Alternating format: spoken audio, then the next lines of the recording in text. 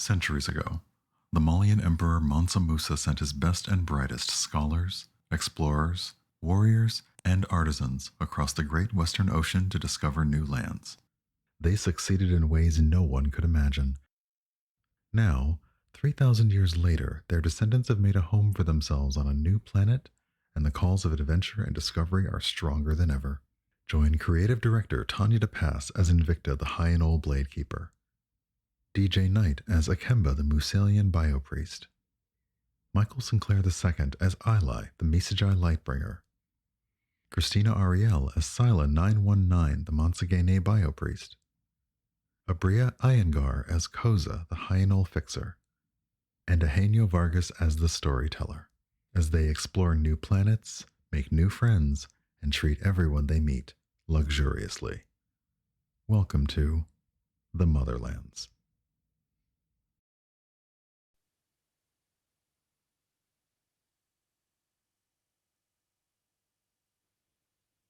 Good evening, happy Wednesday, everybody, and welcome back to the Motherlands. Thank you so much for being with us here this evening. My name is Eugenio. I will be your storyteller this evening, and I'm so glad that everyone's back for episode 2. Let's go around and go ahead and right away introduce the other 5 glorious humans here on screen with me so that they can tell you who they are playing, and then from there we'll say some thank yous and hop into the story. Why don't we start this evening with our fearless leader, Tanya. Hello. Hello. Hi, how's everyone doing? My name's Tanya, otherwise known as Cypher over on the internet, and here I play Invicta, your Blade Keeper Hyanol. Both Invicta's pronouns and mine are she, her. Thank you very much. Can't wait to see where things go for Invicta and her new companion, since that was fun to watch the beginnings of last week. Let's go down though before we introduce the new companion and introduce an old friend again. Hi DJ, how you doing? Oh, hi, I'm doing well. I almost forgot to unmute my mic. I'm just happy that I didn't. DJ Knight pretty much everywhere on the internet. I'm playing Ikemba, Musalian Biopriest. Fantastic. One of our 2 biopriests. Let's hop over to our other biopriest and let's say rank TBD player. Hi, Christina. Hi. I am Christina Ariel, and I play Admiral Cyla 919, and she's a Monsagene Biopriest. So she's a super cool androidess lady. Yeah. Pronouns she, her, and she has weaponized hair, which, I mean, that alone should qualify her to be Admiral, but, you know, go off. I will have you all know, because you all who are watching cannot see this, but Christina's name in Zoom is definitely Admiral Cyla 919. So just in case I forget. All right. Our final season 1 returning cast member. Hi, Michael. Hello. I am doing well in the sense of, I have a physics exam that it's a take-home exam, so I've been doing that. But other than that, I play Ilay, the Misajai Lightbringer. Their pronouns are they, them. My pronouns are he, him. And I'm super excited to get into the Mudlands today. Me too. Last but most certainly not least, our newest party member, and definitely not Bertrand replacement, but a person of their own. Hey, Abria, how are you this week? Hi, I'm Abria Iyengar, and I am playing Koseh, the Hyanol Fixer. Both of our pronouns are she, her. I also respond to hussy. That's fine. As we learned, indeed. I love it. Yeah, that's the crew. Once again, I'm Eugenio. I'm your storyteller. I use he, him pronouns, and the various NPCs that are GMCs that I'll be portraying, of course, use various pronouns. All right. I know we want to get that recap, those ever useful, always detailed recaps that we do. But before we do that, I got a few thank yous that we want to say. First of all, thank you, of course, to Die Hard Dice. They have helped us out here in our journeys to the motherland. And this week, in addition to our PDF of the Cortex rulebook giveaway that we're going to do, which I'll talk about in a moment, we do have a set of, I believe, of the Musalian Skies dice that we are giving away from Die Hard this week. So as with all our giveaways, please keep an eye on the chat. Mods will tell you how to enter and how to claim your prize. You do have to be in chat when the winner is drawn so that you can claim your win, or we'll have to pick someone else. So do pay attention, do stick around, but we're giving away some Musalian Skies dice tonight. If you don't win, you can get your own pair set, there's more than two, by going to dieharddice.com, checking out everything they have available. And when you do, you can get 10% off of your whole order for just 30 days past September, April, June, and November, for 2 more days. With the code Cyla919, which expires at the end of April. So be sure and check out everything Die Hard has for you and use the code Cyla919 at checkout. Next up, we want to thank... Next up, we want to thank Blue Microphones for providing us with the equipment that we need to sound great for you all. I have been a big fan of Blue Microphones for a long time. They're supporting the show, which we super appreciate. And you can check out what they have to offer and get your sound up to code by going to bluemic.com is their website. Third up, I sort of have already mentioned them, but of course our game is primed by Cortex, and we have to say a huge thank you to the folks over at Cortex Cortex by Fandom and Fandom Tabletop in particular. You can follow Fandom Tabletop on Twitter at Fandom Tabletop to get updates on all of their cool stuff that they're working on. Because while we love Cortex here for the Motherlands, it does get used in all sorts of stuff, including Tales of Zadia, the official Dragon Prince RPG that Fandom Tabletop is working on, and the upcoming Legends of Grayskull Masters of the Universe RPG, which promises to be just as awesome, and I can't wait to see that. So we will also be giving away a digital copy of the Cortex Prime Handbook during this stream. So as with the Die Hard Dice giveaway, keep an eye on chat, and the mods will let you know what you need to do to win that. And last but most certainly not least, a huge thank you to Twitch. Into the Motherlands is premiered exclusively on Twitch, and we super appreciate all of their support. We're so glad that Twitch is finding ways to give back to the community and that we are a recipient of that support. We appreciate it, and we appreciate you. That's our thank yous. Of course, thank you all of you who are here to watch, but I'll do that at the end, which means it's recap time. Who wants to start us off? Yep. This is my shocked face. Go for it. So everybody came back from their various sabbaticals where they were, and we went to meet up with Boss Lady Montegane. And she was like, oh, here's a new crew member. And she's not Bertrand, but she's not trying to be Bertrand. So everyone is like, oh, nice to meet you. And then she's like, and has legs and eats anti-gravity sandwiches. And Ikemba made it right and apologized for eating cheese that was not his. So I think those are the really important things that we touched on. Oh, Cyla got an upgrade to her emotions, but she hasn't told anybody except for Koseh. Yay! In a whisper as they were working on bonding. There was candy. There was candy, and I went to give her candy, but she already had candy wrappers in her pocket to try to take my candy anyway. And so then it was a thing. It's like, don't be greedy. Why would you take my candy? But she just really likes candy. And it was just a misunderstanding. The important thing is we took all the Major's candy. That's right. Invicta? The Major was left with one piece of, and it was like banana flavored too. I don't even know if they have bananas on Vatoa, and it was still banana flavored. All right. Yes, that was that. There's one other, like, I don't know, fairly minor thing that happened last week. Does anyone want to pick up that tale?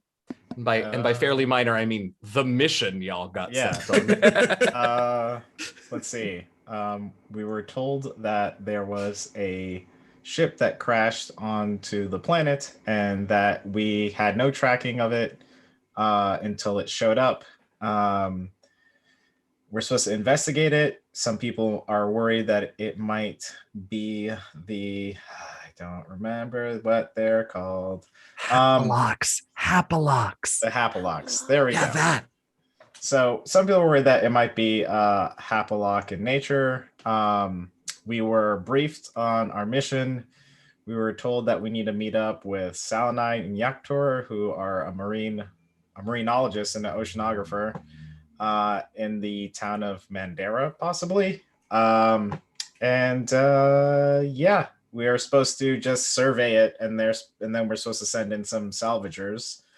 I think that's mostly it about the mission.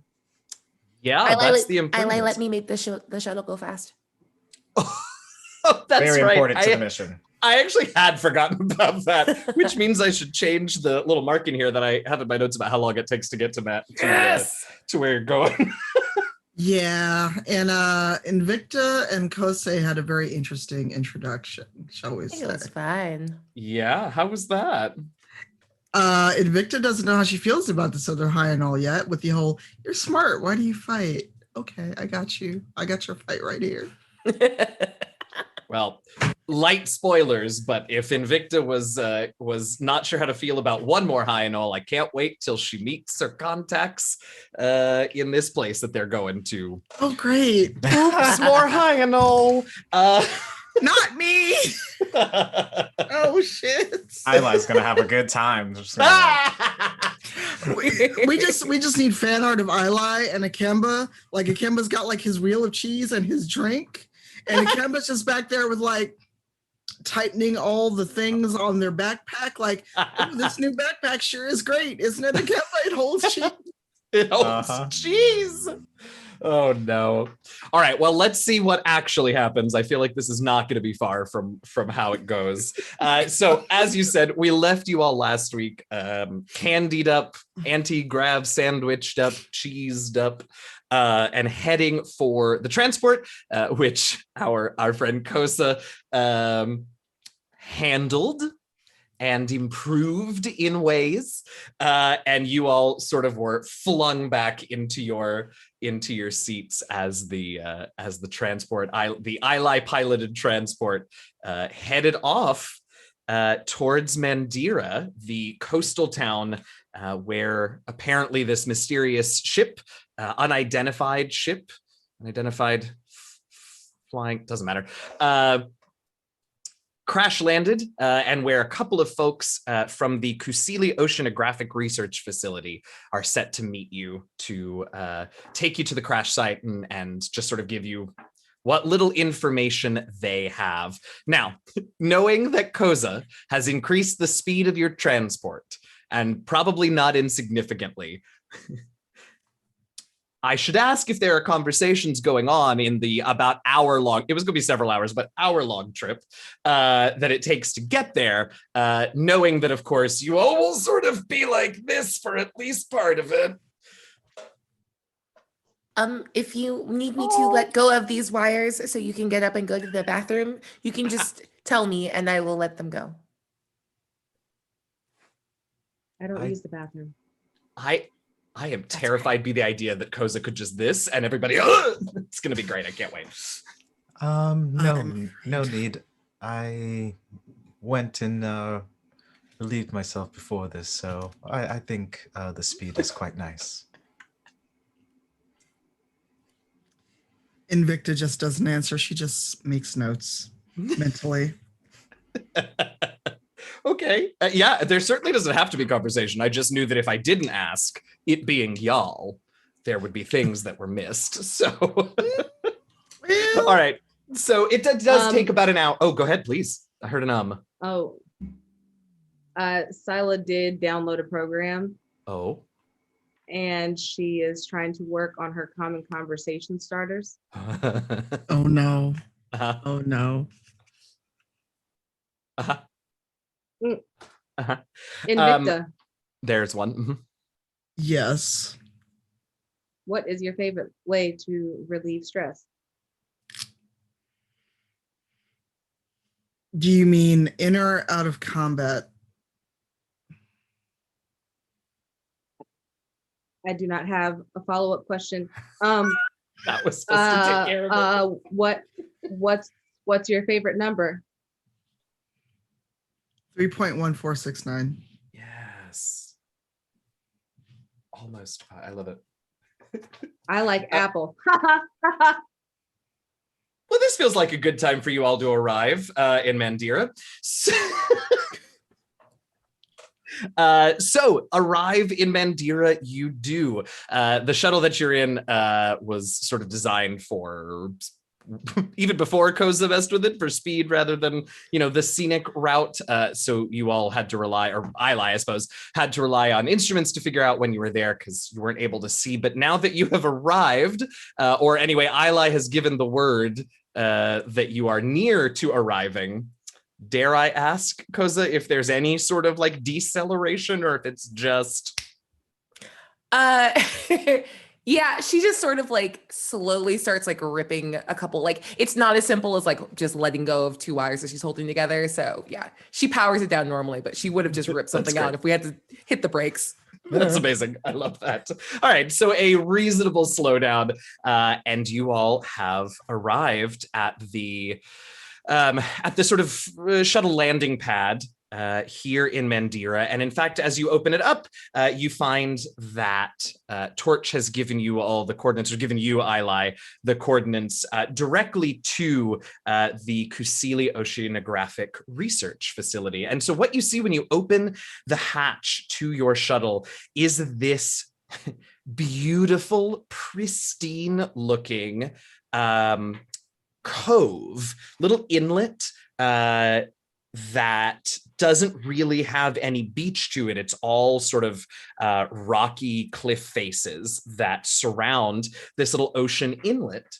And within this, it takes you all a moment to recognize that there is, in fact, a structure, an enormous facility that has been built sort of into this cove in what is clearly the most natural way possible. You can just see under the pristine, crystal clear water that there are underwater, portions of the structure that at a glance look like they are grown from various corals rather than sort of built out of metal or even stone underwater. The portions that are above water are this sort of enormous ring-like structure that is made from various materials that all sort of have a sort of bluish greenish tint that allow it to blend into the water and the underwater life there. And waiting for you all here at the shuttle port for this facility are two individuals. One of them is very clearly, at first glance, is very clearly Solansi. She's different though than Dani, I suppose, and then other Solansi that many of you may have gotten to know at Torch or sort of in the inland portions of Vitoa. This individual is sort of covered in this blue, again, like a light blue, light green sort of algae. It almost looks like a light fur, but you recognize at like the corners of her eyes and a couple of other points that it isn't fur. It's in fact just sort of a coat of algae that covers most of her body, including her head. The hair on her head is sort of blends into the rest of the algal bloom, if you will. Standing next to her is a Hyanol. Oops. Is another Hyanol who is extremely light furred, sort of this light golden yellow, particularly in this sun, really glints and is a much lighter coloration of fur with dark circles around their eyes. And so these are the two individuals who are here to meet you. And as you all open the pod, the Solansi woman steps up to the pod and sort of offers out a hand in case any of you need assistance getting out of the pod, and says, welcome to Corf. We are happy to have you here at last. Hello. And I ignore the hand and just step out. Takes that absolutely in stride, steps back, lets you out. She knows y'all are Torch agents. So she says, how was the journey? We appreciate you making it on such short notice. We made It's good over. time. Yes, word was that you would not be here for several hours, but fortunately, until we are able to take you to the site, there's not much for us to do here. So we were ready for you early. My apologies. How rude of me. I do apologize. My name is Asalje, and this is my companion Yaktur. And Yaktur sort of nods at you all. The Hyanol nods to you all and says, "It's impressive how quick you got here." Thanks. Why don't you all step inside with me, and we can go over a few things, prepare, and then we'll take our transport over to the crash site on the beach. It's just about a mile away, closer to the center of Mandira. If there's if you need anything, let me know. Otherwise, we can step inside and chat for a moment. Koseh, what? Oh, go ahead. Well, I didn't know if we didn't really. I have to be honest. We contacted Torch and were informed that you were coming, but very little else. That we were meant to take you to the crash site, and that's really all. So we can certainly head straight there. If you had, we didn't really know. We don't know what you need from us. So we were going to, hospital. She's getting more and more as she continues this. She's getting more like she was so sure of herself when she started, and now she's like, oh, maybe we're just glorified like taxis. I'm so sorry. She's very clearly very uncomfortable now. Please understand that I'm just trying to conversate with you and make small talk. If it will make things go easier as we go on this mission, maybe we should get to know you. And Cyla turns around, opens her stomach, and she pulls out a little ball, like a little bucket, and it's got little balled up conversation starters inside of it. And so she hands it one over to Koseh, she hands one to Ikemba, one to Ilay, and one to Invicta, and one to Asadre. If you had to have one last meal, what would it be? Yaktur hears that question and just walks around to each of you and like takes, if you will allow them, takes your slips of paper. If anyone that holds on to it, they're not going to like argue with you about it, but they're going to take the ones that they can collect back to Cyla 919, hand them to her, and Cyla, Yaktur says to you, "Don't worry about it. Just small talk's overrated. She loves it. It's a waste of time. You and I will get along with no small talk." Cyla turns her head to the side and like one oil tear spills out. No. Oh no, do we see this? No, she like wipes it away like real quick. I just tilt my head up at this other Hyanol. Where are you from? Oh, I lived here all my life. My parents got out real early, didn't want nothing to do with that. What was it called? The big building in the center of the city. You mean the university? Yeah, that place. Wait, what's wrong with the university? Oh, no, nothing. Don't misunderstand. But they were much more hands-on sort of people. So we came out here and, learned by doing, as you say. Ooh. How provincial. Not everyone swears by book learning, Koseh. I got us here like 6 hours early, so. I just without thinking, hands going toward my sword. Koseh's gonna back up at the sight of that and then sit kind of in the cockpit. And she like looks like she's like getting comfy. Okay, I'll be with the ship. I can get you somewhere else much faster. I think Asalje now seeing this happening and finding an opportunity for her not to be the center of awkwardness goes, great, why don't we can talk on the way. Let's head to the crash site. Yes?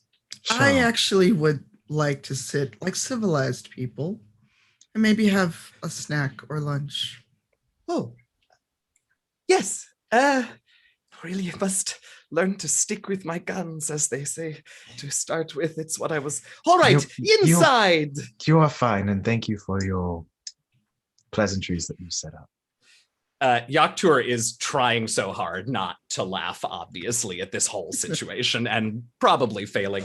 But Asalje appreciates that I lie. So you all are taken inside, and you see. It's mostly research facilities. You see labs. You can see areas where there are sort of these strange. They're very clearly like.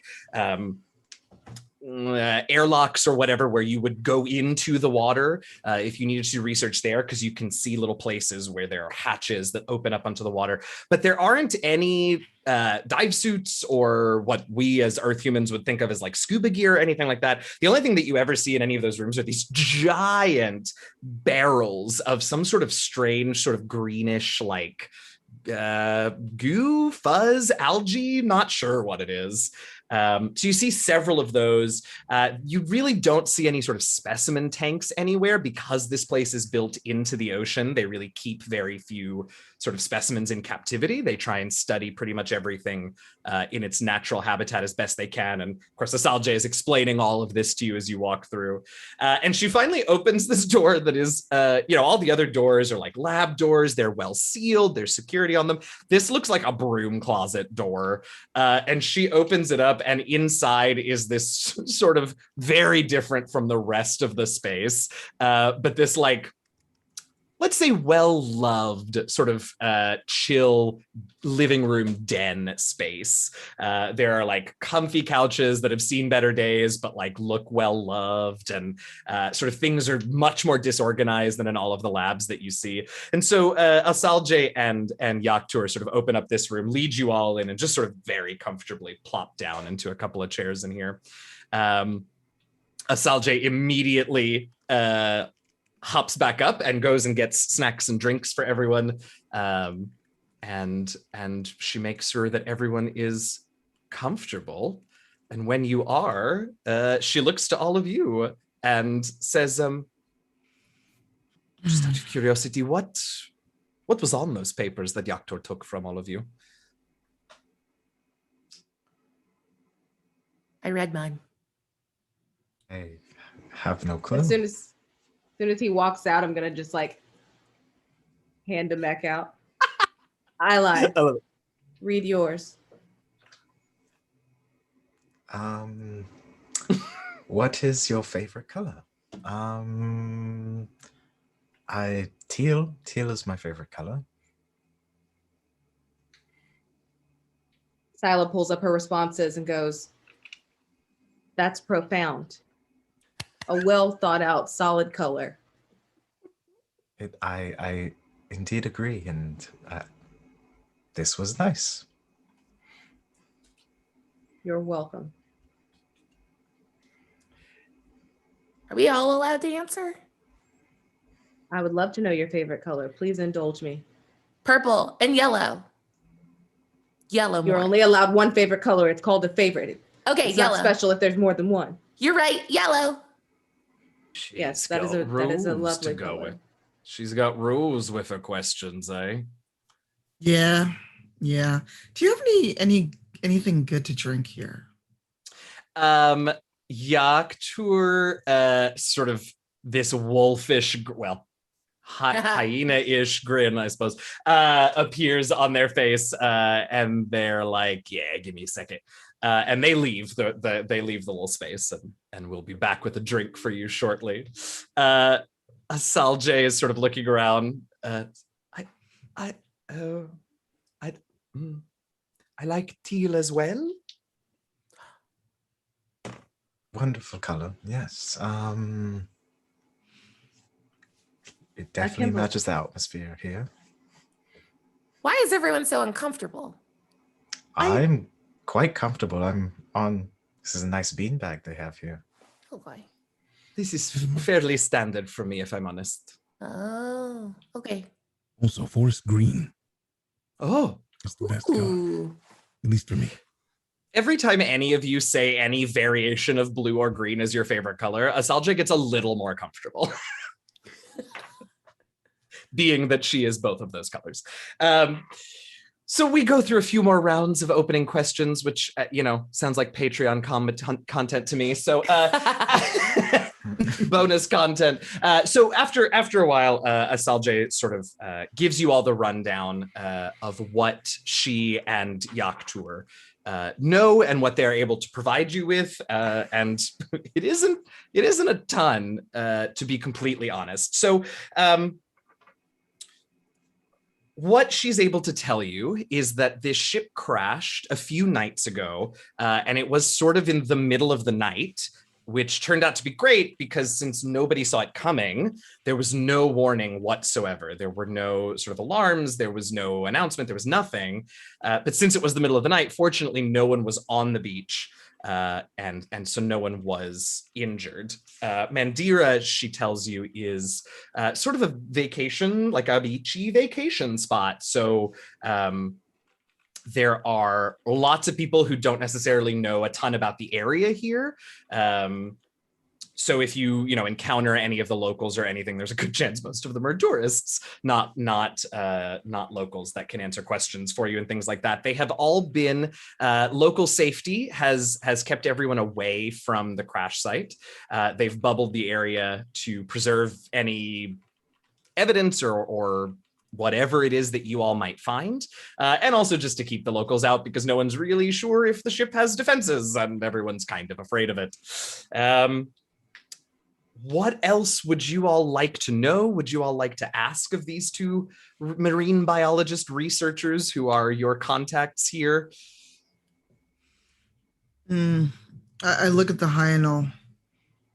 Oh, right. Who went to get you a drink, who comes back with a drink and hands it to you. Sorry, I forgot about this. Hands it to you, Invicta. And it's in like a jar, a clearly repurposed, it's a mason jar. I like him a lot. Yeah. A lot. Yeah. So he hands it to you and just sort of watches you. And I just kind of swirl it around and go, was this some like country hooch? Are you waiting to see how the city girl drinks? Something like that. And she downs half of it. She knows how to drink. Oh, yeah. Oh, absolutely she does. It is the strangest combination of tastes. None of them individually are bad, but it's like it hits you that it's almost viscous. It's so thick with sugar. It's so sweet, but there is that sort of definite bite of alcohol in there. And then as it finishes, there's like this wild sort of almost like meaty umami taste to it. Ooh. And I just kind of lick some off my snout. So can I get a ballast to go home when we're done? Yeah, their mouth is just hanging open because you went. Not only did you taste it and not hate it, but you like went for it, which they were not ready for. So they just nod and like leave again to go get you a bottle. Asalja says, okay, for what it's worth, Invicta, you have a new best friend, I think. Anyway, what else can I provide for you all before we hit the crash site? Do you have a kitchen? Yes. May I use the kitchen? Yes, you may. It's actually just next door. Is the next door down on the right. One more question. On a scale of 1 to 5, what do you think the approximate danger that we're looking at when we go to this site is? Have there been any incidents? Has anyone seen anything strange? Has anyone been attacked? Have you seen anything that might convey that this is a trap? She really turns on a dime, doesn't she? Let's see. 1 to 5, the danger that you are in. This is a very uneducated guess, but 3? There have been no incidents, which has also been the strange thing. No one has seen anything come in or out of the pod. No one has had contact with anything. There have been no reports of anything since the ship came down. So you're What? guessing, and you'd rather risk my crew on a guess. To be fair, we are here to convey you to the location. It is Torch that wants you to do the thing. As she gets more and more nervous, her accent just keeps getting thicker. No, I apologize. It was not meant to be an attack on you. And may I put my hand on your shoulder? Oh, yes, you may. Thank you for your honest answers. I hope that this is the beginning of a beautiful friendship. I understand that it is not your job, and it's not okay to yell at people for things that they cannot control. It is a management decision and not yours. You are the one who holds your power in program. Oh, thank you. Sorry, you've had your hand up for a very long time. She does stay kind of close to Cyla, though. Like, clearly she's like, okay, I think I get this. I think I can handle this. You've had your hand up for some time. Can I ask about what's in the vats? I saw a lot of it's kind of looked like the stuff on the outside of you in a tank. Is it for the water? What do you do with it? I have guesses, but I don't want to be rude. Every ounce of like unsureness and awkwardness and uncomfortableness vanishes in an instant when you ask about that. And she says, Oh, you noticed that? That happens to be my life's work, actually. It has, unfortunately, though, I don't want to take up your time because it doesn't have anything to do with the I would like to know very much, please. I would like to tell you very much, please. Okay, great. So you see, what I discovered was there was a duakma that washed up on the beaches here years and years and years ago, and it managed to survive in the air for hours. And we didn't know how until Yaktur, actually, who he studies the big fishes and the predators in the sea, he noticed that the gills of the duakma were covered in this strange sort of algae that we had never seen before. And so I took it and I did experiments, and I found out that this algae perfectly can take the oxygen from the water and turn it into something that is usable directly by living creatures. So it takes it from the water and from the air. It doesn't matter what the mechanism normally is for that creature. It can convert it so you can breathe. So what I have done is I've adjusted it so that you can wear it like a mask and breathe in the water. Does it work on everyone? And follow up, how mad will you be if I go to run in the vat? It works on anything we've ever tried it on.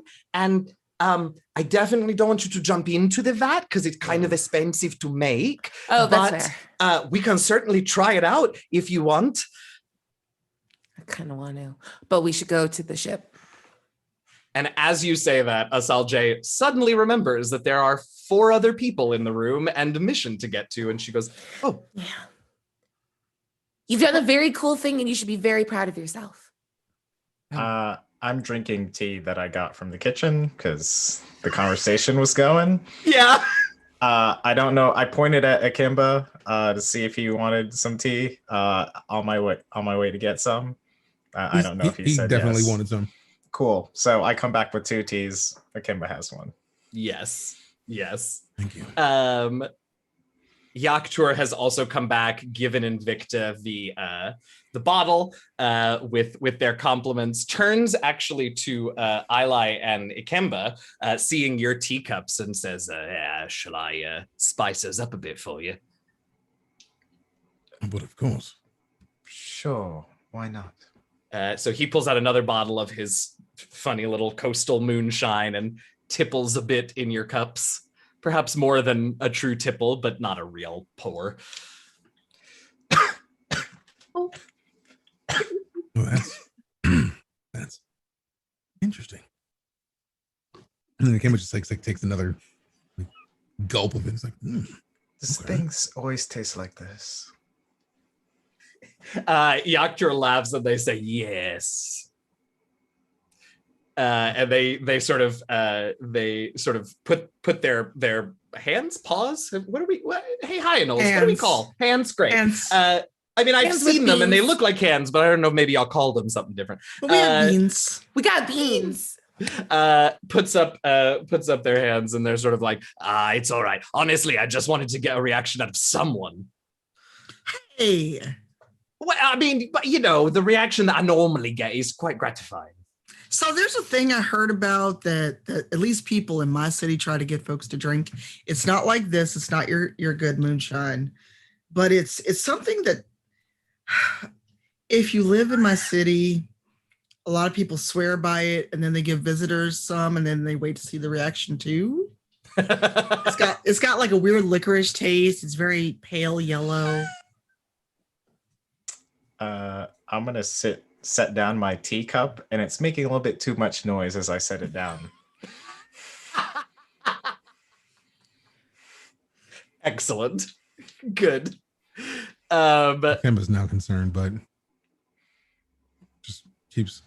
Yeah. Yakter clearly wants to try this mysterious beverage you have described, which I think is very funny. So you'll have to do that together sometime. Let's see. Right.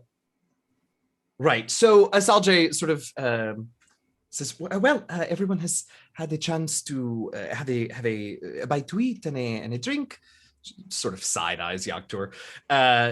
If there's any other questions, we're happy to help. Again, my apologies that we don't know so much, but we heard the crash, and Yaktur had interfaced with Torch before with some of his research, and we thought it best to contact Torch because it was such a surprise. And well, anyway, we're really just very much sort of your point of contact, but we don't know much more than that. I'm sorry. Well, if everyone has had food and drink, we can head to the crash site. Excellent. Like I said, it's just about a mile away.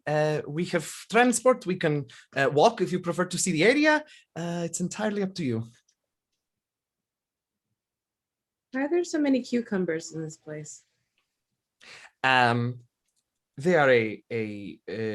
well, they're a particular favorite of Yaktur and mine, but for very different reasons. I enjoy studying them. Yaktur enjoys eating them. And I saw all of your naughty faces. Stop it.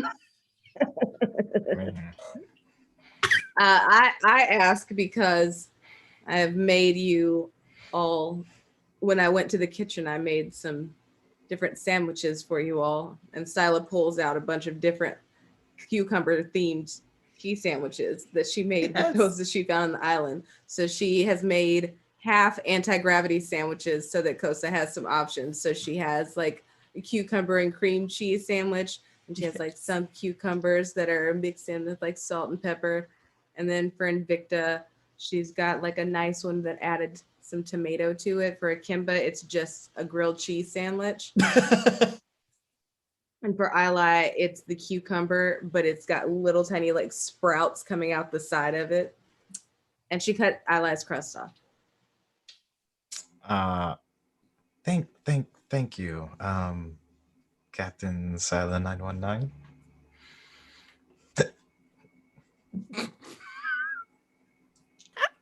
What a perfect place to cut to our trip to the crash with Ilay hiccuping. I love everything about it. So y'all gonna walk or you gonna take transport? Only a mile. We can walk. Yeah, and it's you immediately. If I don't have any of you been to Mandira before? No, I know it exists, but I've had no reason to go there. Okay, it looks like Ilay may have been there before. Yeah, probably. Okay, for vacation or for work? Work. Yeah, yeah, definitely. So The first part of the journey, because I imagine your work would have had you actually interfacing with some of the other scientists, possibly at Corf and things like that. So the first part of the journey is familiar to you, but for the rest of you, it is this sort of beautiful walk through this cavern system in the rock walls around the cove where the facility is. And you go through these beautiful caverns that have these incredible sort of stalactite and stalagmite formations, little standing water, almost like little ponds sort of all over the place that you can see the scientists from the facility have set up data gathering stations at, and each one of these little puddles has its own sort of ecosystem of creatures living in it. And so it's this beautiful cave journey that eventually, after about half an hour, not even, you're just going a mile, after about 10 minutes, opens out onto a view of the beaches of Mandira. And it is all of those like travel agent pictures of the Seychelles is what this place is. Beautiful sand beaches, gorgeous green trees in the background, just unbroken sea as far as the eye can see to the horizon, and people everywhere. People on the beach, people walking in and out of the good-sized town that you can see built just inland of the beach. But the thing that probably catches your eye pretty quickly after you get this view of Mandira is this big, it looks like a soap bubble, a couple 100 yards down the beach from where you all stand. And you can see that inside of it, there are individuals, there are people standing guard around it. And inside of it, you can see sort of a dark shape that Asalje sort of points to and indicates that is the wreck that you all are heading for. Have you scanned this at all? We tried to do our best, but it's very strange. Most of our instruments don't pick up readings from it at all. Whatever it was, I guess in the crash, it lost power, or its engines were damaged, something. It doesn't seem to be giving off anything. No signals, no electrical sort of leftover impulses, nothing. We've been able to get very little from it. That, and to be totally honest, none of us really wanted to get too close before you all got here. Fair. Would you like me to perform a scan? If you would like this, now that we brought you here, we're happy to stick around and provide whatever support we can. But I think this is now your party, as I've heard them say. Can I do a dice pool to scan? Yeah. So as you all approach the ship, there are a few things that you all immediately notice that we can talk about, and then we can start talking about how you all are going to investigate it with dice. But first, a few things that you all notice. So once you're there, you sort of pass through this weird soap bubble thing that's cordoning off the area. It feels, there's a little bit of resistance when you walk through it, but otherwise it doesn't feel like much of anything when you pass to the other side. What you do notice though is that the ocean breeze that was, nice and strong and cool coming off the water, as soon as you step into this bubble, the breeze is gone.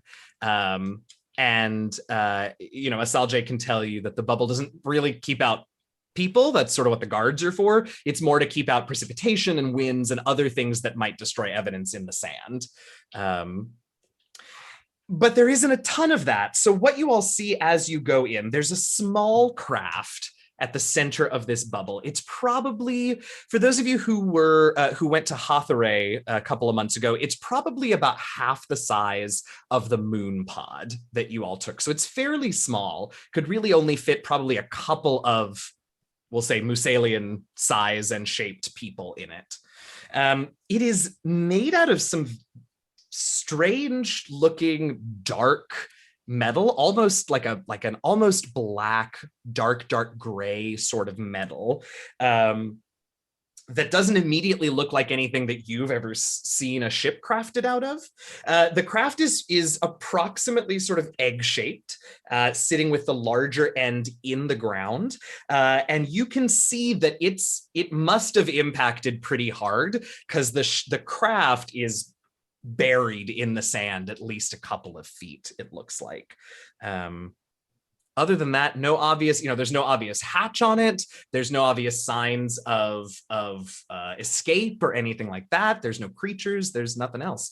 So as you all decide how you want to investigate this thing, we should head over to our roll screen so that we can put some dice pools together. How does that sound?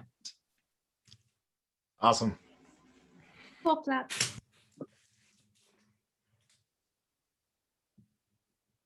All right, so Cyla 919, since you were the first to request it, tell me what it is that you want to do, and then we'll put together a dice pool and we'll do the thing.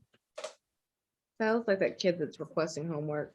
So I'm going to scan using notice. Yep, makes sense. Knowledge. Great, knowledge is your value, absolutely. And as they have had the opportunity to search this area and have not, out of, I don't know if it is lack of leadership skills, lack of will or want to, understandably, they were scared, but I'm gonna just have to use do it right or get out of my way. Yes, correct. Correct, you are. All right, I love it. So I'm going to roll first because this is a test, not a contest. So I'm going to roll to set the difficulty level. Okay, my virtual dice are showing different numbers than the ones that popped up there, but I guess we'll use what popped up there. So it is a 10 total that you need to beat. Feel free to roll your pool. If you want to make any changes to it now that you know it's 10, you can. Otherwise, roll it up. Nope, that's still gonna be an 8. And let's see. We'll do this I'm first. I'm gonna use operate instead of notice.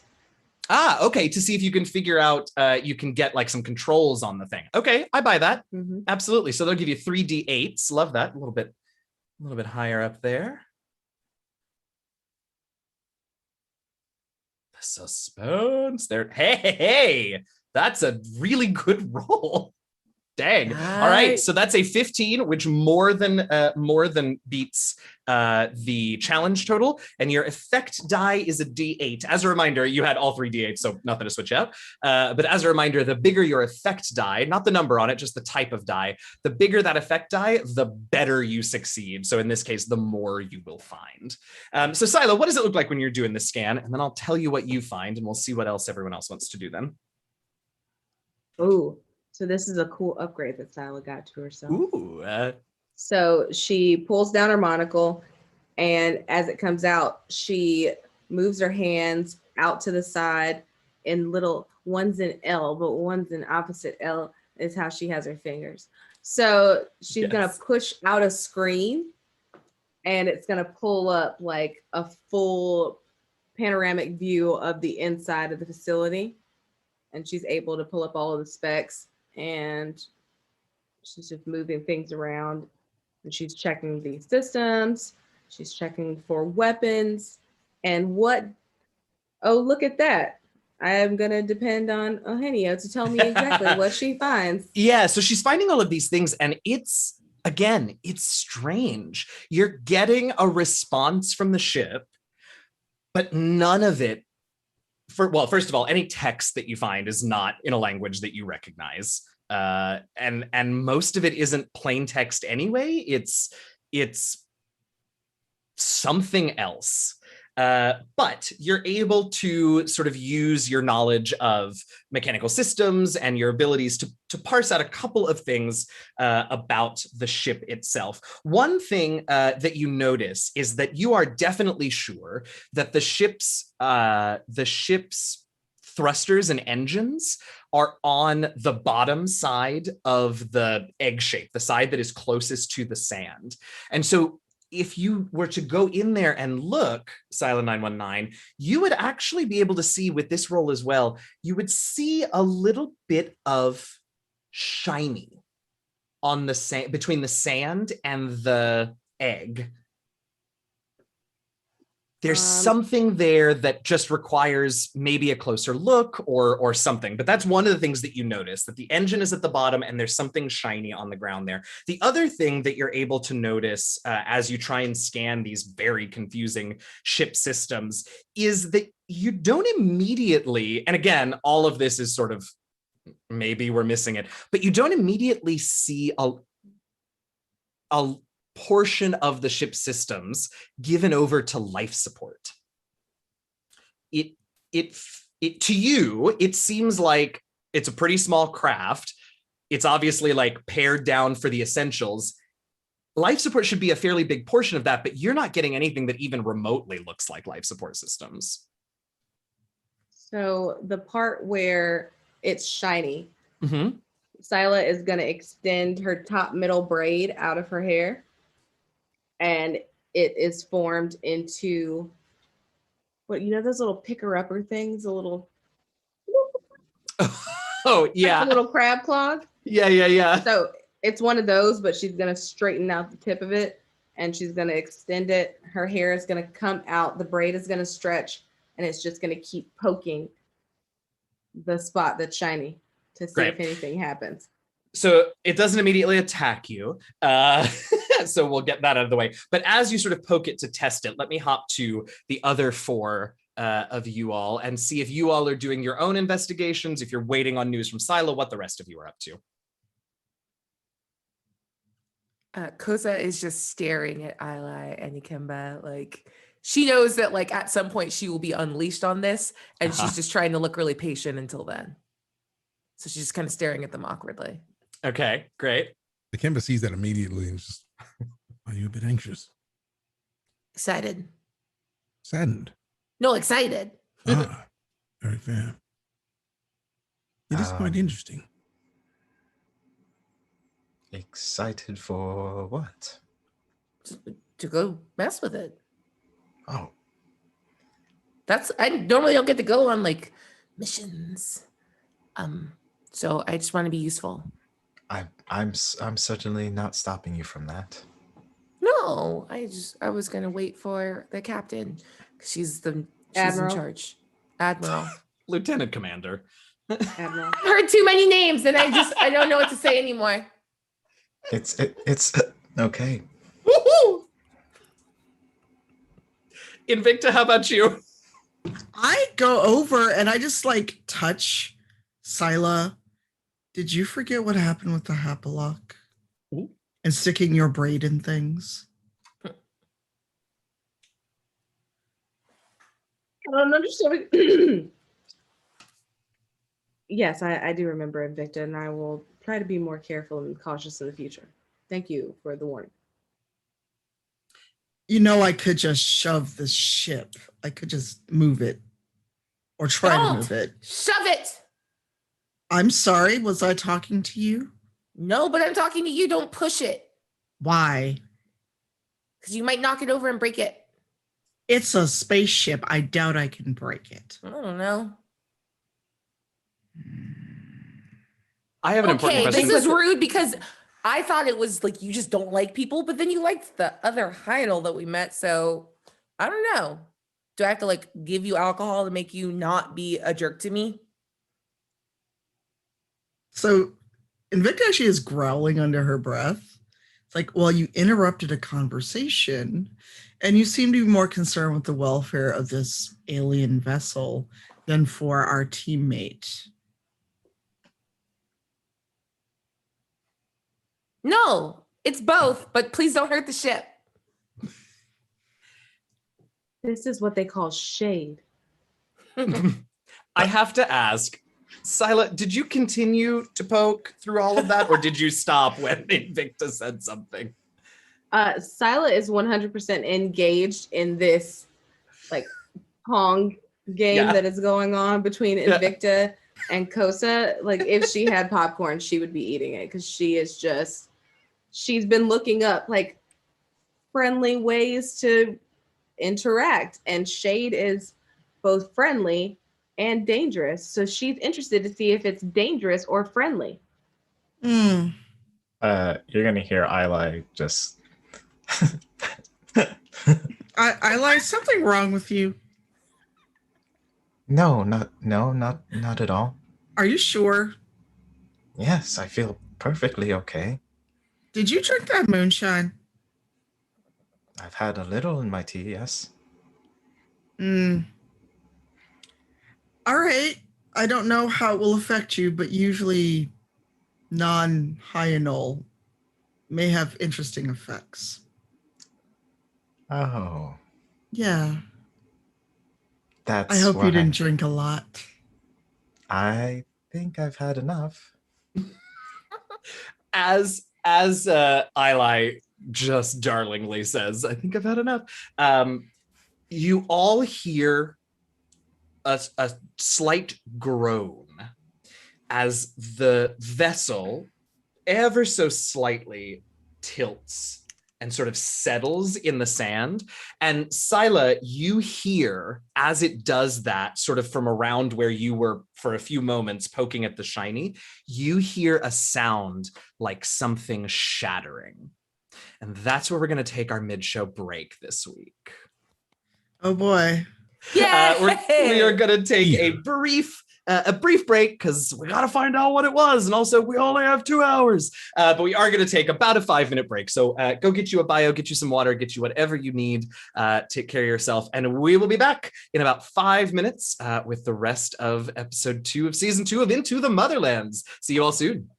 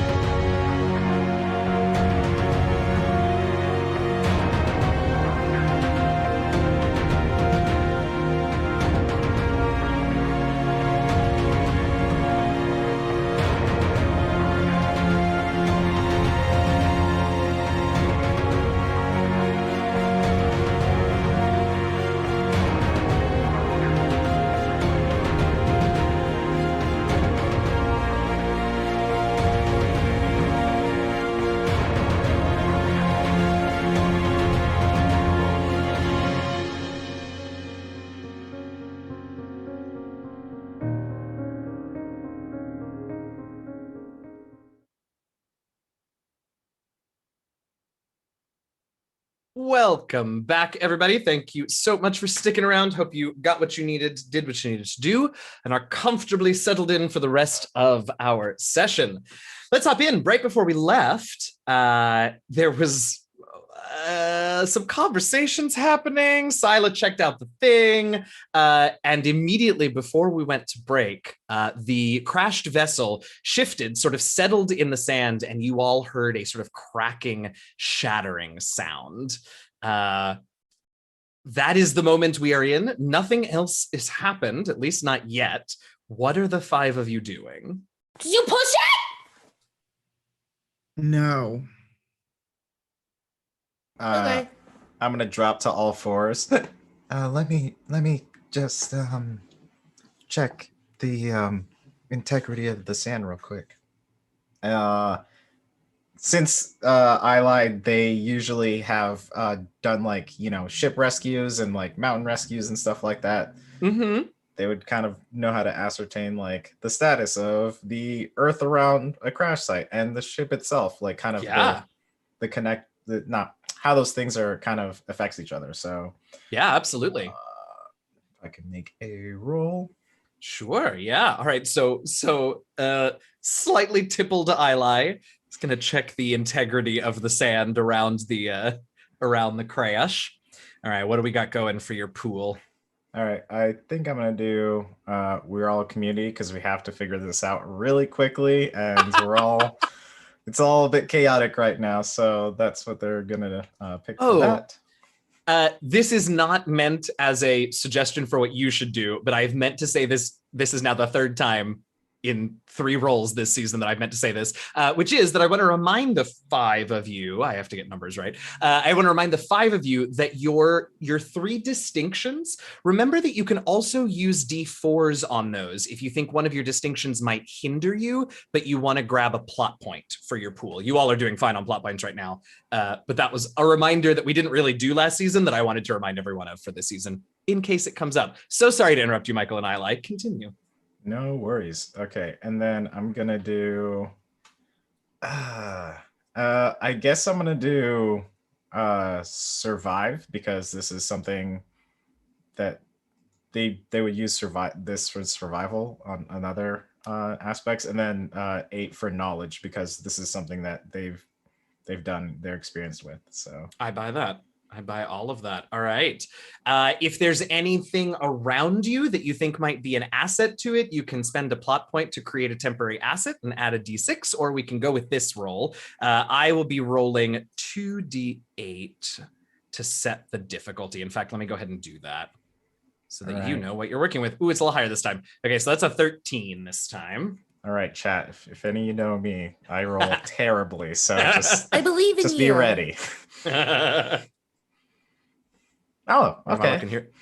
Okay, so you got an 11, which does not beat my number. So you will fail and take some stress, but here's another way that we can use plot points is you can spend a plot point and include that third D8, that 3 in your total, which would make it a 14, which would succeed if you would like to spend a plot point to add a die to your total. No, I have because you can get a certain amount of plot points, and then you can have that as like a more permanent effect later, right? Like a piece of equipment or something like that, right? He goes to find his Cortex handbook and flips through it. I believe so. I think it's like two or 3 of them. Yeah. So you're able to, you can create an asset with 1. You can, and that asset lasts just for the scene. You can create an asset with 2 points, and that one will last for the whole session. Mm-hmm. And then you can continue to add plot points to add other effects. You can add a plot point to allow another player to use that asset, because normally it's just available to you. Mm-hmm. And you can continue adding plot points to add people that can use it. But no plot point created asset will ever last longer than a single session. Got it. I guess I also you do what you want. I'm gonna stick with this we roll. didn't use plot points very much last season, so I'm trying to get all the uses of them out. No worries. I'm just gonna use this, be satisfied with this roll. Okay, great. So let's see. My effect die was just a D4, which means that we're going to step down your effect die to a D6, and that's the stress that you'll take. So you know what? Let's say that you have a D6.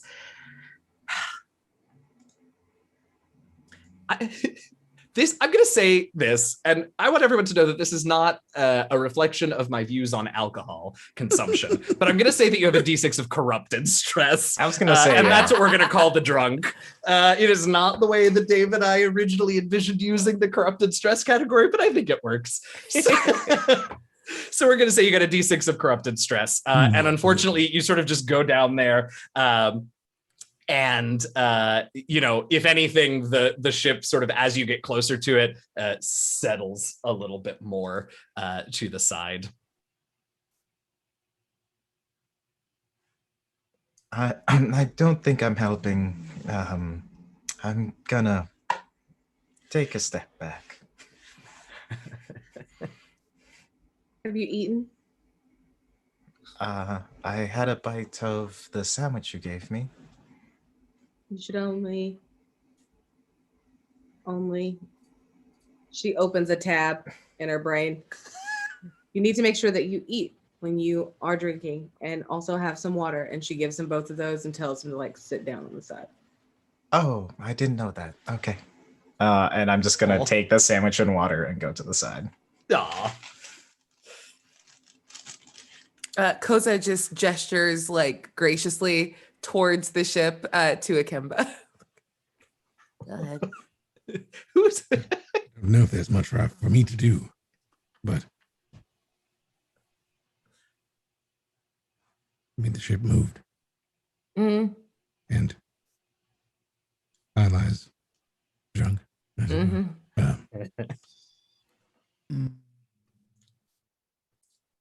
I mean, do you want me to? Do you want to do what? No, I'm sorry. You go. No, please, ladies first. Oh, this is so nice. And I would like to pull out Tiwi and just send Tiwi under the ship. Yeah. Let's see what's going on. Tiwi, go. Okay.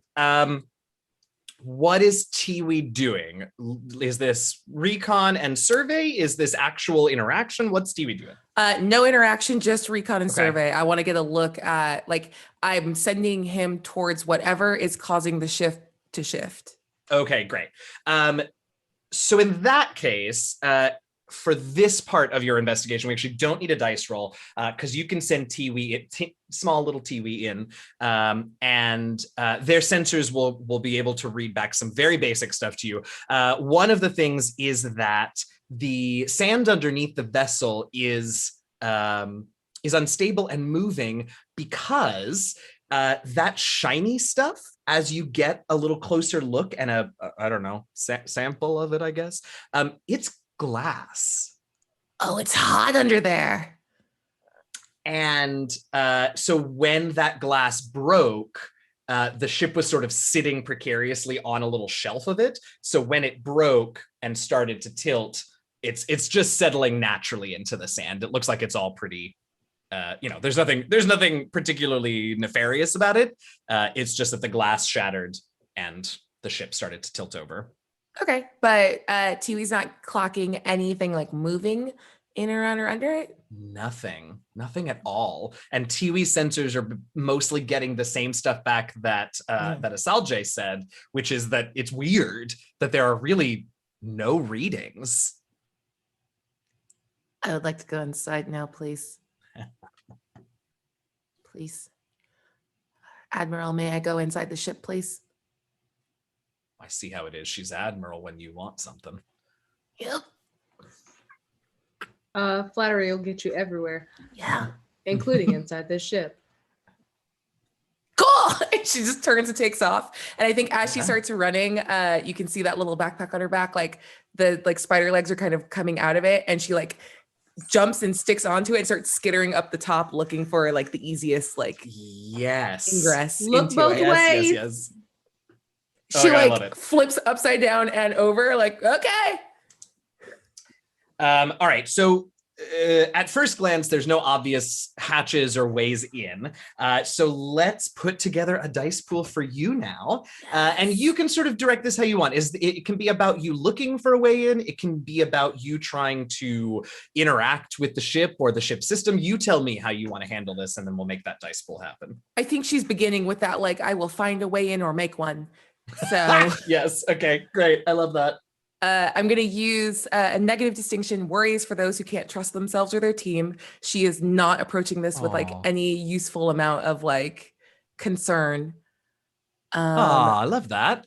All right. So you will, that's a D4 distinction there. So you will get a plot point for tossing that in. Yeah. I guess I think this is more of a notice roll than like a fix roll, since she's just trying to find something instead of that makes sense for this, at least for this step in the process. Yeah, and it's straight exploration. She just wants to know what's going on. Yeah, it is. And I'm using my asset, the backpack. Correct. Spider climb. Yes, I forgot we called it that. I never did go back and change that name. Oops. No, it's a perfect name. I love it. Oops. Womp womp. Okay, so that's your pool. Let me roll up your difficulty. And this time we're back to a 10. All right, cool. So you got to beat a 10. Let's see if I do it. I do it. You do it. Okay, now, as a never mind. I was going to say, as I mentioned before, you can reorganize your dice if you want a larger effect die, but actually the only die bigger is the one that has to be in the total. So never mind. All right. So you do in fact find a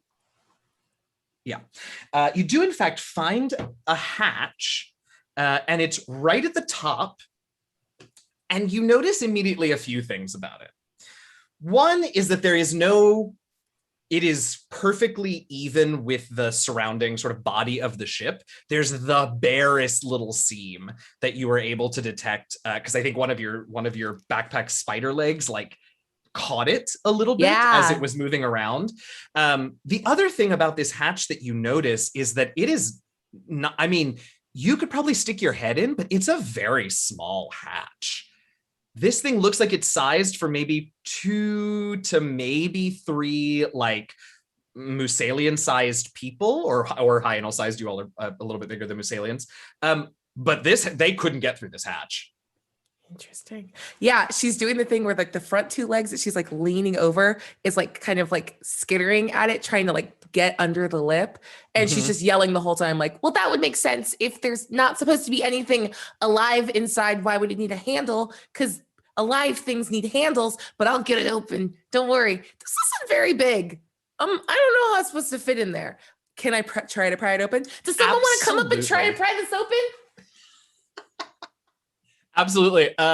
You certainly can. What are the rest of you now doing now that you've seen Koseh just tear off, grow extra arms, and leap upon this craft? Ikemba was not surprised by that at all, because he remembered when she put her spider legs out right after she showed off Tiwi. So he was just like, okay, cool. So he kind of followed her just to see where she was going. Cool. Yeah. So Ikemba's right there by the little depression where the ship is. Ilay, how you doing? Eating their sandwich is what they're doing. And just enjoying watching the show. That's right. I love it. Invicta? Invicta is just watching this and kind of like, I wonder what the odds are those spider legs give out. Oh. She falls off. And if anyone hears her say that, feel free to comment on it. Because she's just like, show off. Because and so Invicta's actually like looking at her claws and wondering if she could scale the ship, but she's not sure if she could either get a grip on it or even like dig just enough in the metal to climb up. Because now she's like, oh, I'm smart. I'm gonna show you how smart I am. I love that. Rank TBD Cyla 919.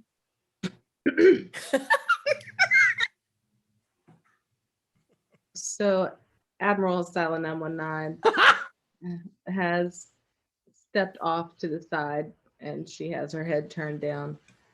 And once again, there are 2 oiled tears leaking down her face. Oh no. And she's talking into her hand, and she's going, "It's the most beautiful. She just grew legs and scaled the wall. She just grew more legs. It was so convenient and also effective." And Invicta actually is going to show a little bit of uncharacteristic jealousy at that. Like, you never look that excited about anything I do. I love the idea that efficiency brings our Mansagene to tears. That is chef's kiss. It's beautiful. Classic. All right, Koseh, it seems that your companions are busy watching. So let's toss that dice pool together for you to try and get in there into the ship, into the hatch, I should say, and then we'll go from there. All right, I'm using Fixer because I need to fix the problem if there's not a door for me. And my fix skill. Value. Ooh, this is fun. Did I know it? Did I notice? I'm gonna say, yeah, this is for glory because I clocked Invicta's attitude. She didn't say anything. Oh, She just kind of saw it okay. off the side. She's like, oh, okay, you could come up here and use your claws, or you could use science like a normal person. And yeah, I'll use that to do my roll. Okay. All right. Let me set this difficulty. Getting in is harder than figuring out how to get in. So we got slightly larger dice. All right. That's a 16. Could have given myself a better chance for success, but what fun would that be? No, I did not do it. Oh, no. Yes. Oh, but hold on. Ooh. I have a very cool ability. Yes. My tenet is whatever it is, I can fix it. When I'm using fix to heal a damaged piece of technology, and I think a lack of a door is damage, and failed test, I can roll one or more hitches. I can spend a plot point to add a d6 for each plot point spent to the total. Yeah. So what you'll do is you can spend your plot points and get rid of those hitches. I can't use them as hitches, so I can't give you stress for them. And you will roll a d6 that it doesn't matter how many dice there are, that gets added to your total. So that's also that's a special effect. I think we've used one of those in all of season 1. So I'm very excited to see one here in season 2. Yeah. So Koseh is a fixer and is extremely good at being a fixer. So this talent that comes from Koseh's profession is something that she's able to spend plot points on in very specific situations and turn the situation a little bit more to her advantage. So you have, your sheet says 2, but you actually have 3 because I gave you all 2 to start the season with. Oh, yep. Oops. So you've actually got 3. So how many of those hitches do you want to nullify? I would like to nullify both hitches, please. Great. So you'll spend 2 plot points and you'll roll 2 d6s. So I'll just remember that your original roll there was a 7, because I do think you'll have to clear it out to get the d6s rolled. Yeah. While she's like re-rolling the dice, like Ikemba's just like watching and just hearing like a slight like pause in like hammering and everything, and he just looks back and he kind of glances and sees Admiral Lieutenant Commander Cyla 919 just kind of like sad, and he looks at Invicta and he just like working with them so long, he sees that they're just like distraught, and he kind of heard the like, it's so, and he's like, are they crying in 4K? I believe they've been caught in high definition. No. He's just very confused. And he just looks back up to see while she's continuing to fix things, because he's all about the logic. Yeah. Absolutely. Go ahead, Ilay. I was gonna say to Ikemba, Shade's so much more fun when this. And I'm just watching everyone, and they're a little bit tipsy. They're just watching people's reactions and a little bit enjoying themselves. When Ilay says that, Ikemba's like, you have a very valid point. And he takes another sip of the tea because he brought it with him. Yes, he did. Yes, he did. Like, well played. Thank you for the reminder. Yes, he did. Amazing. All right. So as this conversation is happening, we pan back over to Koseh. Koseh, how'd it go? No, not that good. Not that great. Not that great. The 5 was excellent. The 5 was great.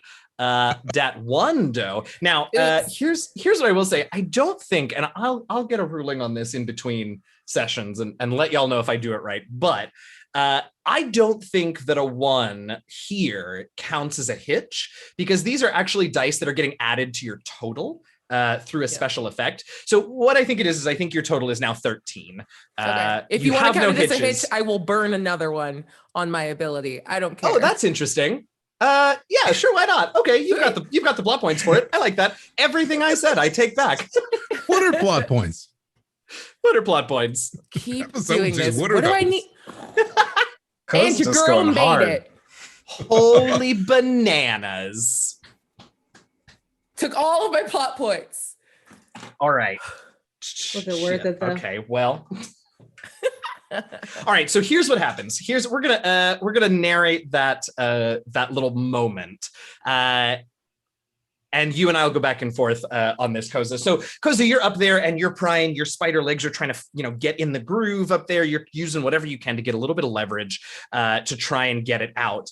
And very quickly, it becomes sort of evident that though you were getting no signals from this thing at all, in fact, it is still active because some sort of a defense system activates, and you just in time, and you can tell me how you do this, but you are just able to get clear as the entire ship is sort of very quickly wreathed in a sort of high voltage shockwave type situation.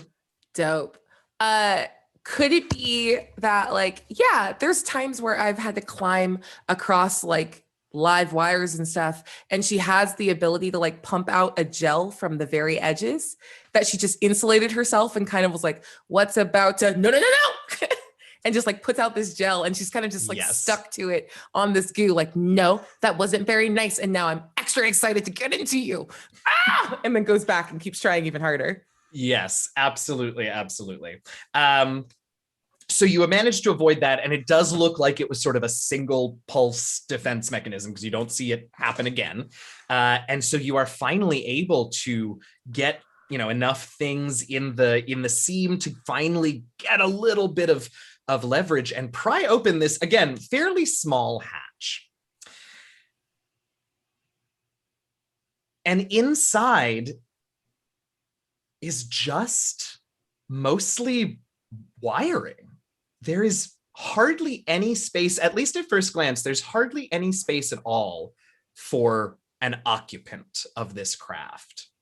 It is, from your sort of vantage point up top here with the hatch open, you definitely don't have a full view of the craft, but that's your first impression, is that there's a lot of stuff in the way of this hatch for this to be a like normal method of ingress and egress, shall we say. You guys, it's just wires on the inside. You're so loud. You don't need to. We're right here. I'm sorry. It almost killed me. Pity. Is it possible for Cyla to rip off the hatch, like the hatch valve? Oh, interesting. Yes, we'll need a roll. But yes. I think it's worth saying that maybe this isn't a ship, it's a guy.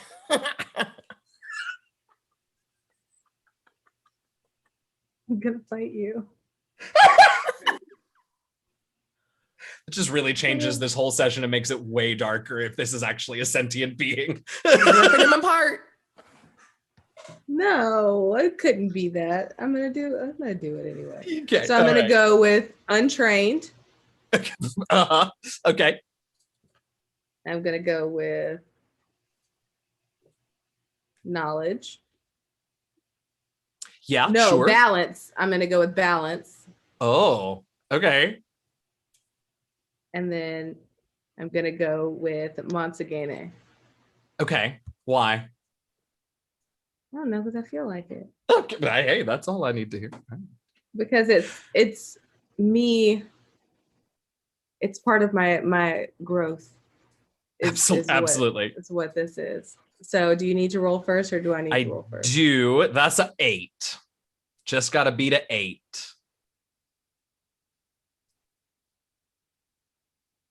Oh, I'm looking at the wrong screen. I'm like, well, oh! Oh, please let me narrate this. Yes. Yeah. So Cyla walks over, she pulls up the piece of the hatch, and she turns around to Koseh and she goes, It's not a hatch, it's a hat. And as she is doing her infectious laughter, it is going to fall. She is going to it is going to slip and it is going to fall because her hands are so oily from wiping her tears away. Oh, no. And the hatch is gonna fall and she's gonna drop, she's gonna throw it up and then just kind of and fall down through the hatch. Oh, okay. Yeah. All right. Great. So, because I just remembered that we also do this in podcast, I should say aloud that Cyla rolled a 7 and 2 1s. So So yeah, it doesn't go great. All of that happens. Let's add to it a little bit. I'm going to buy both of those hitches from you. So you can have 2 more plot points, but you can also have a D8 of injured stress. And I do hate to add insult to injury, but No, you don't. I don't. As you as you fall and the hatch slips, you fall. And did you say you fell into is that what I heard? Yes. Great. So as you fall in there, several things become quickly apparent. Number 1, there is in fact space in here for something to have been positioned. But it's very uncomfortable for you, Cyla 919, and it looks more like a docking port than a seat, if that makes sense. It looks more like a sort of a drone or some sort of robot or something. Looks like a place for them to dock more than a place for a person to sit. The other thing you notice are the sort of loud klaxons, the alarms that start to sound from the vessel, and it's definitely saying something, but you definitely can't understand it. And there's definitely a display on the inside that you can't read, but does seem to be flashing a changing symbol every second or so. The rest of you outside for sure hear the alarms coming from this ship. I didn't do it. Did the hatch stay open or did it slam back closed after Cyla fell in? Well, I do think Cyla may have succeeded in breaking the hatch. So it is in fact open. I'm going to try to climb up there and poke my head in and see what's what. Yeah. Now, when you say I'm gonna try and climb up there, you can climb up there. That's no problem. But do you want to show off a little? Yeah. Yeah, all right, let's go to that dice pool. Absolutely. That was a smooth way. Just like, do Wow. you want to introduce some dice into this? Go for it. Well, I mean, look, we know Invicta is feeling some kind of way about Koseh, and I just thought I would ask. So I'm throwing my personality in there because it's intense. Correct. Mm. Love that. Glory because she's showing off on purpose. Absolutely. That's the second time we've used glory today, and we didn't use that last season at all either. I love this. And she's going to use no because she is a hyenal. Sure. And I don't need my dagger. So am I rolling first or are you rolling first? I am. You all roll first if you are starting a contest with another character. Otherwise, I will set it that way. You can see the number. And if you want to make any adjustments to the pool based on the number, you can. That's a 9. Of course you did. If there's anything else I can add. Let's see how the dice fall. Yeah, because you've got plot points where you can add that third. Son of a Antivan whore. Wow. Okay. That's a fantastic series of words. So can I roll if I ever roll anything in this game? Can I just roll like physical dice? Because it doesn't seem to like y'all tonight. Yo. Lean into the fail. Lean into the fail. That's like Oh no, I can't fail in front of although there's not a lot. No, I can't. Sure. No, I absolutely can't. Girl, you can fail in front of me. I'm not sure there's a ton you can do though. Ilay has all their gear and was about to bust it out, and they're like, no, we're just gonna close it.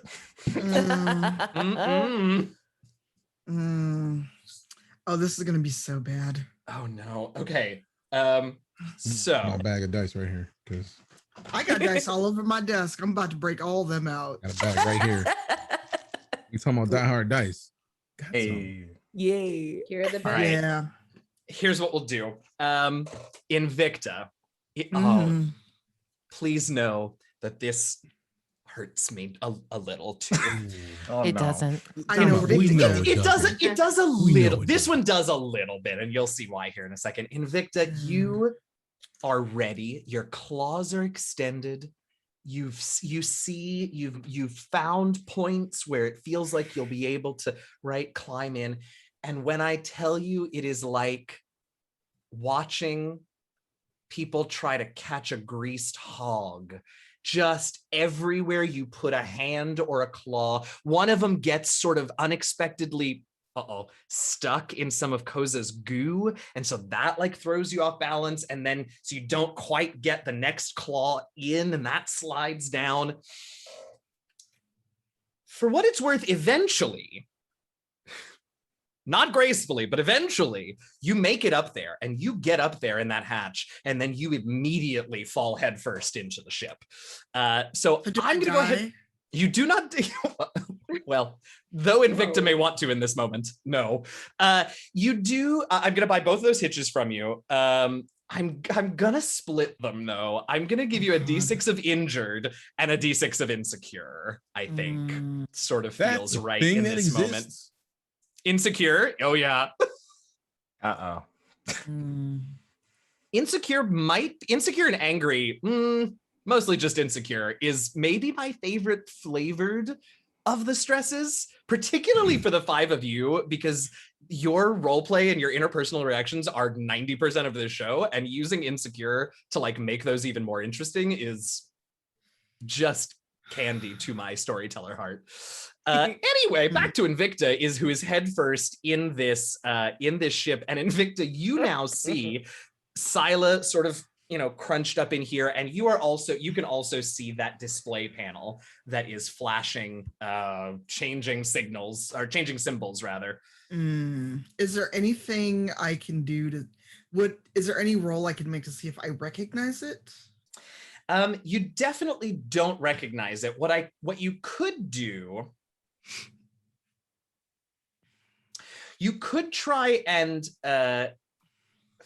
get an idea of what it is trying to convey. You won't be able to read it, Okay. But if there's a combination of dice that you want to toss together to try and really like, I don't know, insight this machine, I'll take that. Okay, then I'm going to use All the dice today. I love it.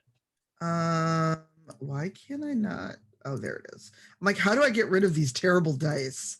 The dice hate everybody tonight. No, I look, I'm gonna take a picture after we're done to show you the amount of dice on my desk right now. Cause no, not gonna do it. I would like to roll.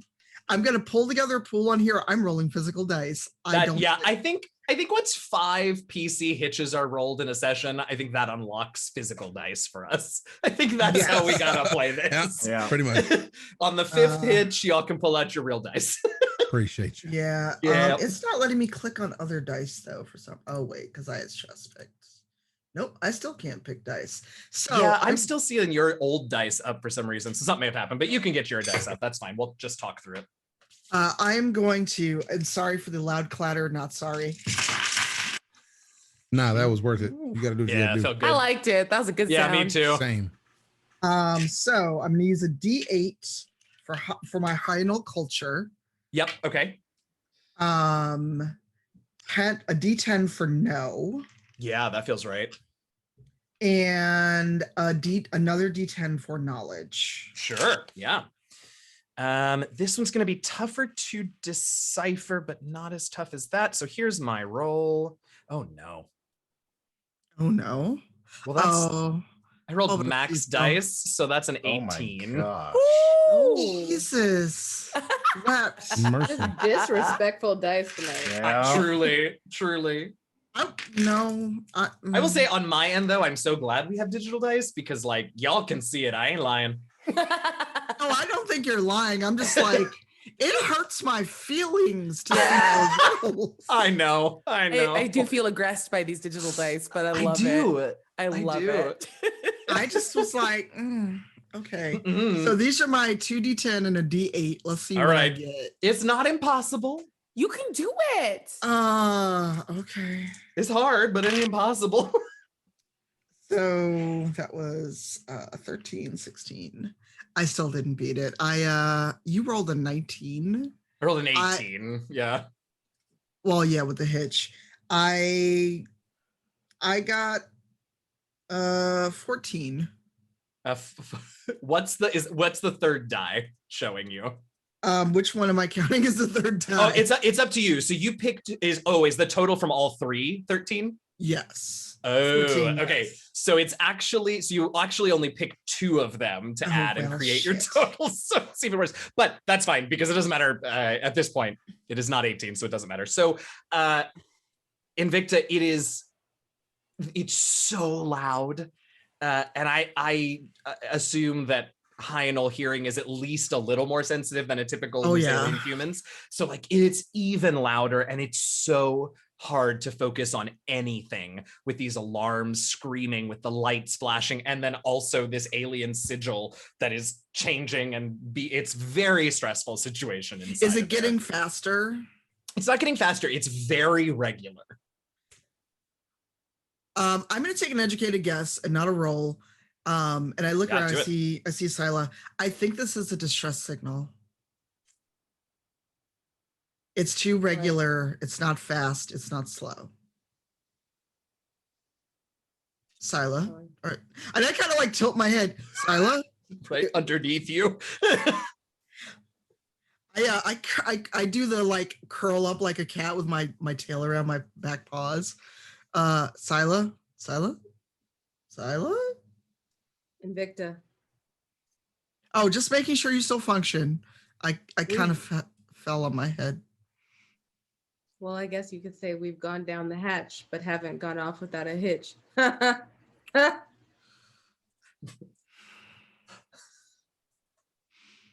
You see her make the cat face of like the wrinkled nose, like she smelled something terrible.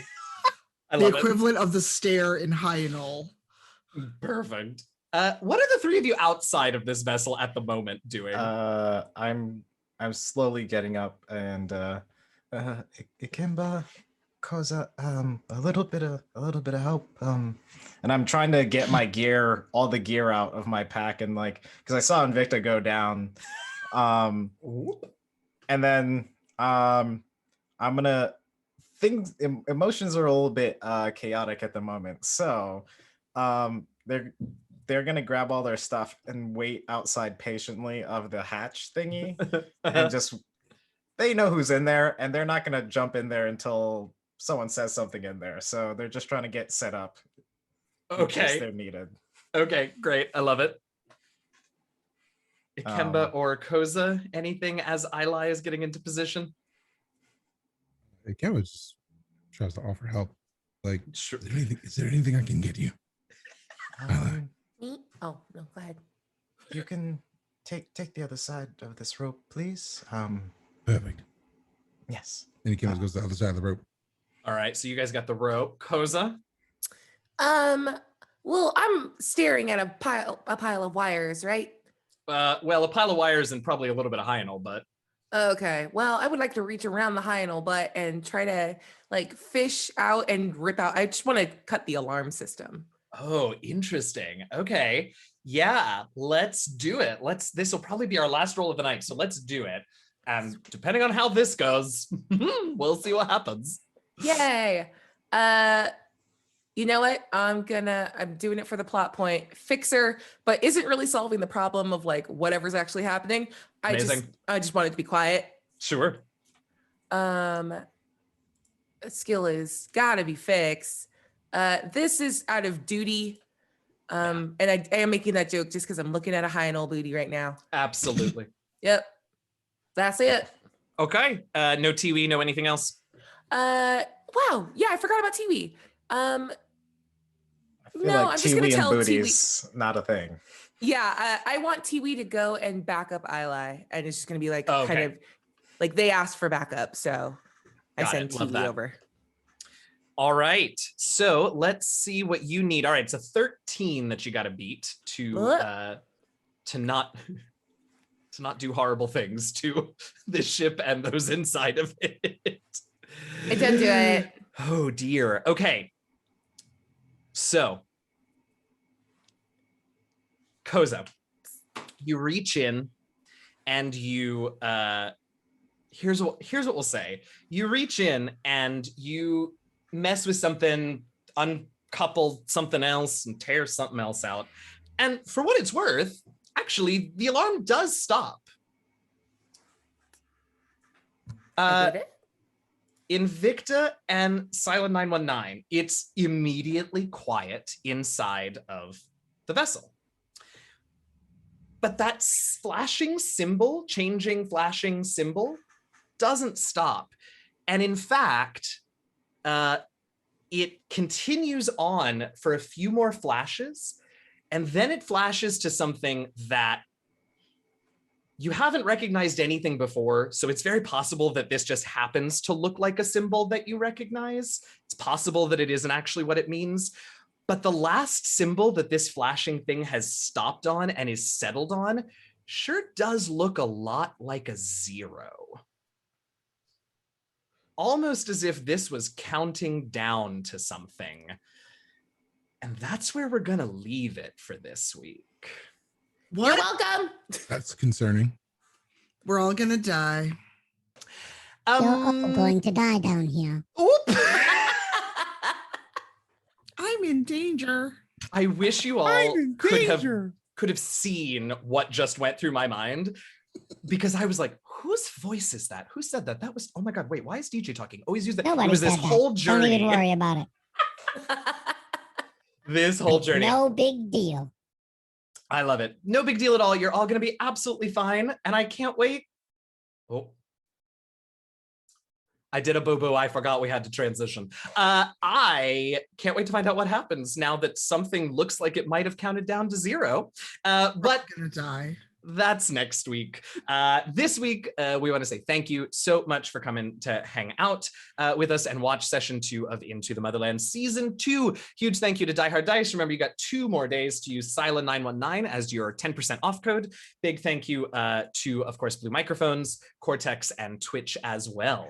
Let's go around in the opposite order. Let everybody know who you are, where we can find you, what else you're up to, because we're all busy people these days. And I think that'll do for the outro. So we'll go in reverse order, which means we start with Abria. Hi, I'm Abria Iyengar. You can follow me on social media at Quiddy, Q-U-I-D-D-I-E. I stream all over the place. You can catch me on Saturdays with the Gax Pack over on GaryCon Live's Twitch channel at 5 p.m. Pacific. We just announced that season 3 of Failed Save will be coming back on May 14th. So catch me on Friday nights at 6 p.m. Pacific over on Pixel Circus's channel for that. And I have a podcast that I never update called Storybenders. It's about Avatar: The Last Airbender. It's great to catch up because eventually I'll start recording them again. That's fine. And you can catch me on the most recent episode of Narrative Telephone on Critical Role's channel. I participated, and my episode where I make a story is coming up soon too. So watch for that. And yeah, that's me. I love it. Let's. Now I've already forgotten the order, but I think Christina's next. Reverse. Oh, sorry. Hi, my name is Christina Ariel, and I play Admiral Cyla 919. If you don't believe me, check my Twitter bio, because it'll tell you. Stop too. it! Wow. You didn't. You didn't. I did. It does say it says Admiral Cyla 919. Put some respect on my rank. She truly did. Like the only way to respond to that is. Mm-hmm. That's the word. So yes, you can find me on Twitter because that's my house. It's where I get all my mail. If you could also watch Star Wars: The High Republic show on StarWars.com and the Star Wars YouTube, that'd be great. Yeah. I host that show. We have a new episode coming out in a couple of weeks that I'm really excited about. I'm gonna be playing Jasper's Game Day, raising money for suicide prevention on Monday, and I'm playing with Gail Simone, who's my internet friend, but we met in real life one time at a convention, and she took a picture of me, and I was dressed as Catwoman, but it was a red Catwoman, and everybody thought that I was Anne from Persona 5, but I wasn't Anne from Persona 5, but even though her costume was actually influenced by Michelle Pfeiffer's Catwoman costume. Anyway, so yeah, it was a really cool thing. I'm really excited about it, and I hope that you guys will follow and do all that stuff, and back to you. Yeah, that's all awesome. I want to see those pictures. That sounds dope. Who's next? Michael. Hello, I am Michael Sinclair II. I go by Michael Crits everywhere. I am in I'm doing the Jasper's Game Day on Friday, so that's gonna be awesome. I might be also doing my second Star to the Right show on Friday as well. I'm on the show with Critical Bard, Let's Get Wildmount on Saturdays. So that's a game based in Exandria. Yep. And then I am in Fae Forge Academy podcast. The podcast releases every Friday. And then I stream my own channel, Michael Crit's Magic the Gathering, every now and then when I can, because I'm a computer science student and I try and find time to play games sometimes, but we'll see. That's me. Yes, so many places to see all of you all. Let's find out more with DJ. Oh, hi, DJ Knight here. Just wanted to let you know that DJ Knight streams on Twitch at the same name that you see at the bottom of this, DJ Knight, on Twitch, Twitter, and Instagram. And also tomorrow, we'll be doing amazing things in the Black Knight Society, another tabletop role-playing game. But in here, I play Ikemba, a Masalian Bioprist, and we have a lot of good times. Thanks for tuning in, and we'll see you soon here on Into the Motherlands Season 2. Back to you. What a delight. If I ever get a Go XLR and a voice changer, it's over. It's over. He has taught me so much. Don't ever let me get my hands on one. All right, our host, our Blade Keeper Hyanol, Tanya, hello. Tell us where we can find you. I don't know. I'm like, how I gotta follow DJ like that though? I know. Hello, you're listening to Cypher of Tier, an amazing human being and absolute boss. Do you like this lovely game here? Guess who started it? That lady right there. Do you like Black Dice Society? Guess who also helped make that? Yeah, there you go.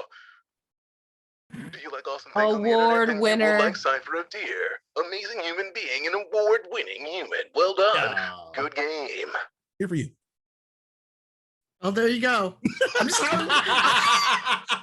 Baller hair and amazing taste in lipstick. Don't forget it. Oh, Truly. yes. Truly. And also Yeah. contacts. Respect. I'm just hiring DJ to come with me everywhere and be my hype man now. Yeah. Hello, welcome to the gas station. Cypher of Tier is here to fuel her vehicle. Do you like going places? Good. Give her $20. You can fill up her tank and then we can go everywhere. Good game. Have a good day. Worth every penny. Anyhow. Anything you'd like to add on your own behalf, Tanya, or shall we? Sorry, man. It's okay. I No, needed you're to perfect. laugh. All of the things that my friends have said about me, and also today it will eventually be out on someone's Twitch channel or YouTube. We got a chance to visit with Leeds University virtually and talk about Into the Motherlands and justice and lack of colonialism, and how it's actually not hard to do that if you make RPGs. Shocking, I know. B Dave and I joined together to give a talk. They let us loose for an hour and a half. I'm sure they regret it. They may not. I don't know. Some of the cast was in the chat. It was very lively. And yeah, and like DJ said, tomorrow over on the Wizards of the Coast YouTube and Twitch channels, come back for Black Dice Society, which is a whole other side of the coin, a very dark and mysterious and dangerous Ravenloft campaign helmed by B. Dave Walters. Probably the most evil DM I know, and if he's in chat, he's probably going to message me on Facebook in 30 seconds or less. And yeah, find me here, find me everywhere. And side note, I will be moving, so this should not get interrupted, but other streams may get interrupted, so. Totally. Well, yay, all exciting things, including the move. How exciting. Yes.